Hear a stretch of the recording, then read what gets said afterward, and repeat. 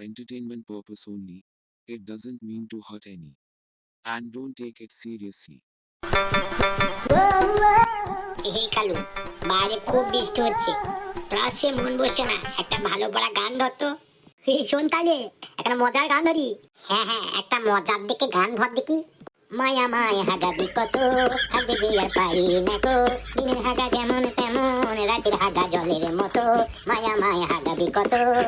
চুপ চুপ, ওই যে স্যার আসছে। Good morning sir. হ্যাঁ হ্যাঁ, গুড মর্নিং গুড মর্নিং।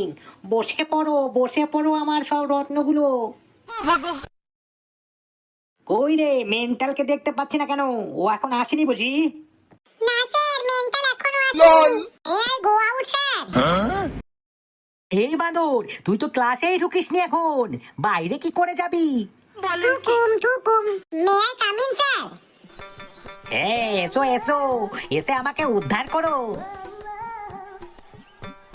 কিন্তু বাবধন, তোমার তো আসতে দেরি হলো কেন?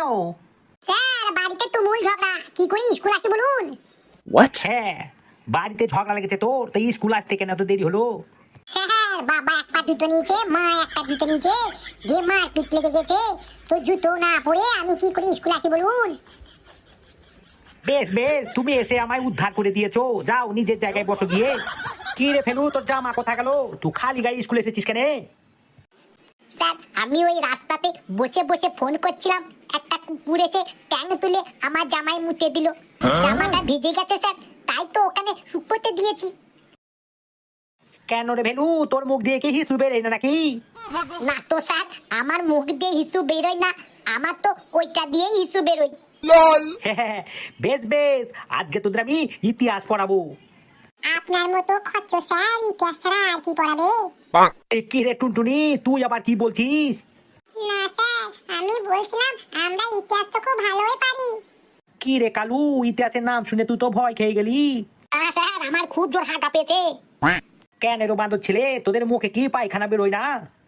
না স্যার, আমরা তো নিচে দিকে হাঁটি, আপনি কি মুখ দিয়ে করে?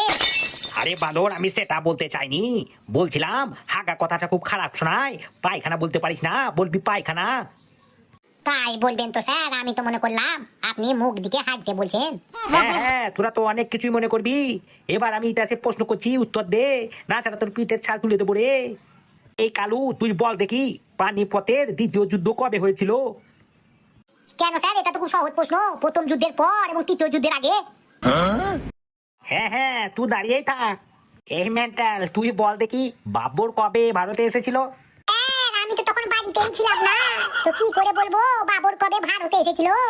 ওরে বাঁদর, এর জন্য বাড়িতে থাকতে হয় না, ইতিহাস বইটা খুলে খালি পড়তে হয়। স্যার, আপনি বলুন দেখি, আমাদের পাড়ার হরেন চাচা তার দ্বিতীয় বউকে কবে বাড়িতে এনেছিল?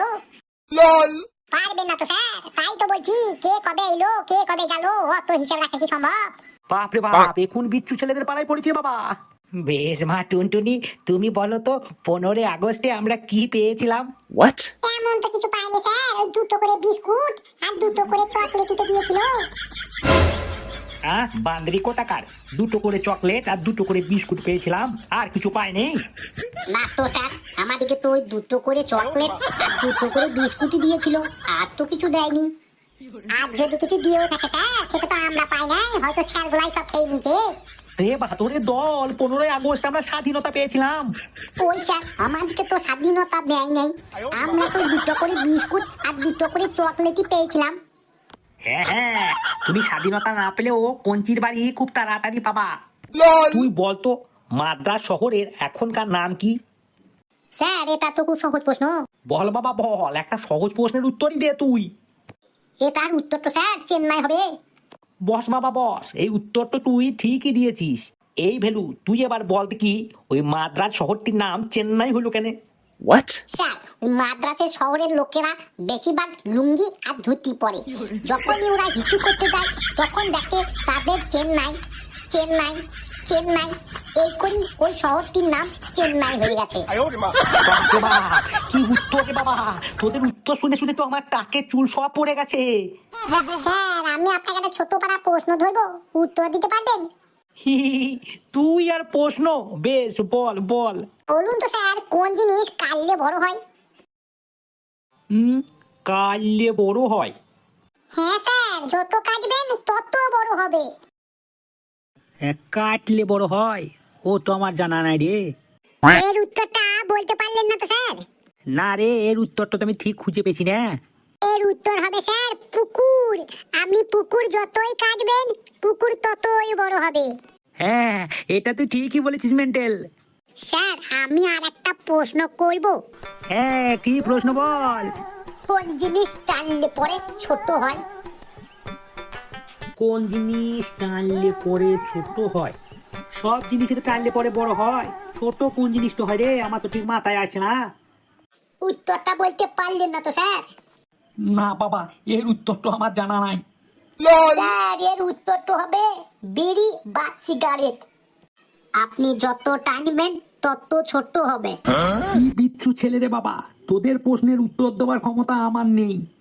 যাই যাই, তোদের ক্লাসে আর বেশিক্ষণ থাকলে আমি তো পাগল হয়ে যাব। তাছাড়া এই তোদের ক্লাস নিতে নিতে আমার চুলকোটা সব উঠে গেছে। আর যদি বেশিক্ষণ থাকি তাহলে আমার এই স্বাদের কোটাও উঠে পালাবে।